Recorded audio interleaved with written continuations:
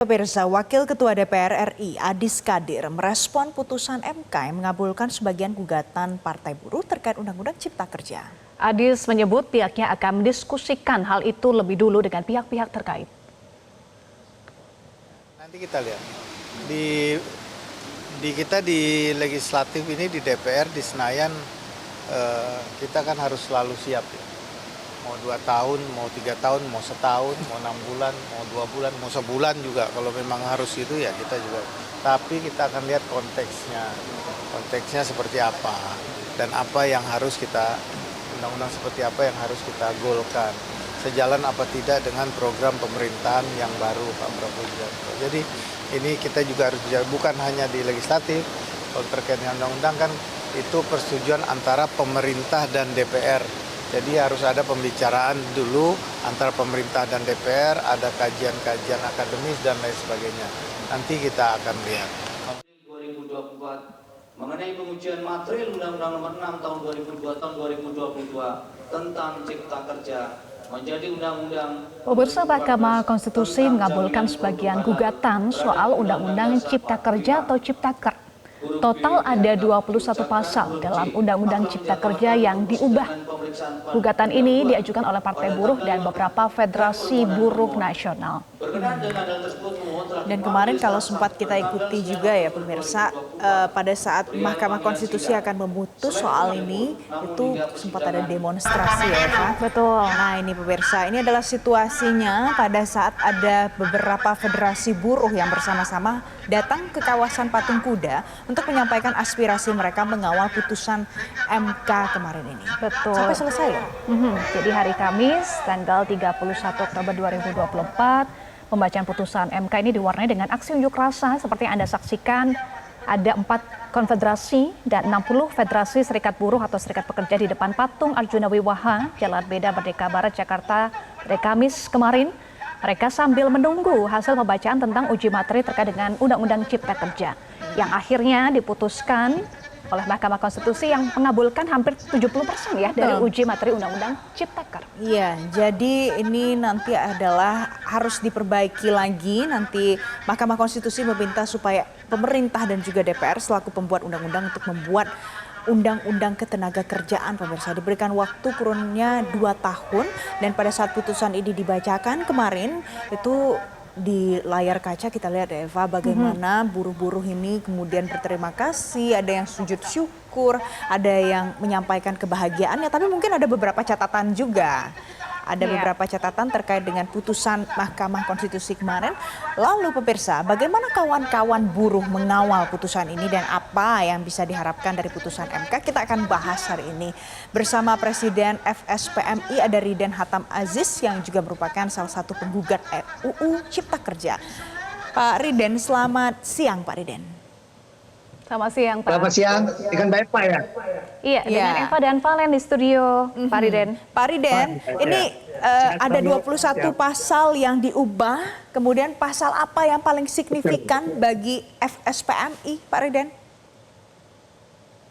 Ya baik, terima kasih. Tentunya dari 21 pasal yang kemarin kita sama-sama saksikan, Mahkamah Konstitusi sudah memutuskan. Semua pasal sangat krusial bagi kami, cuman saya ingin memilah dari sisi waktunya. Nah, untuk dari sisi waktu, hari ini yang paling krusial adalah tentang pasal upah. Di mana ya setiap tahun yang namanya UMK itu, gubernur harus sudah meng-SK-kan UMK atau dan UMP itu tanggal 20 November. Sekarang sudah masuk di tanggal 1 November sehingga kita punya waktu kurang lebih 10 hari kerja efektif ya. Nah, untuk itu saya dalam kesempatan ini meminta terutama kepada Apindo juga pada pemerintah, tolong kita sekarang harus sepakat, harus komitmen terhadap konstitusi. Regulasi negara kita, konstitusi kita menyatakan bahwa putusan Mahkamah Konstitusi itu adalah final and binding. Ini adalah konstitusi. Sehingga kami dari buruh ingin menyatakan bahwa pilihan pemerintah untuk UMK dan UMP 2025 adalah menggunakan keputusan Mahkamah Konstitusi yang kemarin tanggal 31 diputuskan. Itu yang paling Baik. krusial dari sisi waktu. Tentu dari sisi substansinya semua krusial terhadap misalkan PKWT. Ya. PKWT kemarin alhamdulillah Mahkamah Konstitusi juga sudah mengembalikan marwah daripada perjanjian kerja tertentu, ya, dikembalikan ke Undang-Undang 13 2003 tentang ketenagakerjaan ketika bekerja dengan status kontrak tidak menggunakan atau tidak tertulis perjanjian kontraknya, maka demi hukum dia harus menjadi karyawan tetap atau PKWTT dalam bahasa hukumnya. Itu, Mbak. Baik, Pak Riden, kita bahas dulu soal upah tadi ya. Kalau Anda sampaikan bahwa penetapan dan pengupahan upah minimum provinsi tahun 2025 itu tanggal 20 November 2024 dan menurut Anda harus menggunakan putusan MK ini ya. Bagaimana dengan dasar hukumnya untuk pemerintah kalau dari FSPMI mendesak agar diberlakukan ini, mematuhi putusan Mahkamah Konstitusi? Ya, tentu dasar hukumnya sudah sangat jelas kemarin MK ya memutuskan bahwa upah normanya dikembalikan kembali satu Dewan Pengupahan Kabupaten Kota. Dewan Pengupahan Provinsi itu difungsikan kembali. Kemudian juga variabelnya ada kebutuhan hidup layak.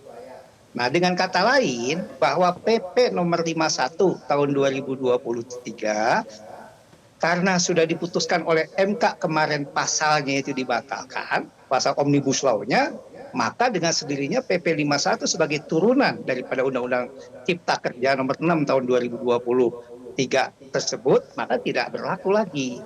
Oke. Itulah yang tadi saya katakan bahwa mari semua pihak kita menghormati negara kita, negara demokrasi, dan kita sudah sepakat bahwa Mahkamah Konstitusi adalah konstitusi kita tertinggi. Maka kita harus patuh terhadap putusan itu. Oke, Jadi dengan kata lain saya ingin mengatakan. Ya, Pak Riden.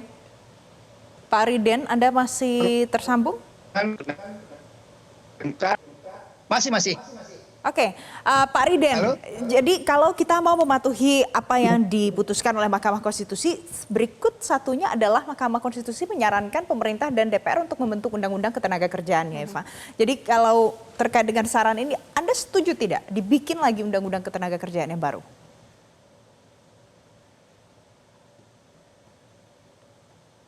Ya, Pak Riden.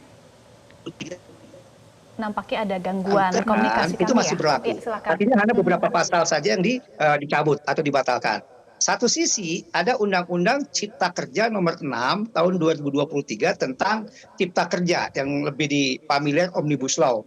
Itu pun dengan putusan MK kemarin nomor 168, maka Cipta Kerja di Omnibus Law ini juga udah gugur karena sudah dinyatakan inkonstitusional. Dengan demikian MK memandang ya untuk lebih komprehensifnya dan legalitasnya lebih full, maka disarankan membuat undang-undang. Tapi jangan lupa, bukan berarti untuk membuat undang-undang dikasih waktu 2 tahun tersebut, putusan MK yang nomor 168 itu tidak berlaku. Jadi jangan juga nanti ditafsirkan seolah-olah karena ada saran dari MK untuk membuat undang-undang khusus ketenagakerjaan dikasih waktu 2 tahun, seolah-olah 2 tahun ini tidak ada aturan atau tidak ada pegangan. Itu salah. Justru hari ini yang kita pegang adalah putusan MK nomor 168. Demikian, Mbak Pina. Baik. Jadi dari FSPMI juga akan mengawal ya pelaksanaan dari putusan MK ini. Terima kasih Presiden FSPMI Riden Hatam Aziz sudah bergabung bersama kami di Newsline. Jelajahi cara baru mendapatkan informasi. Download Metro TV Extend sekarang.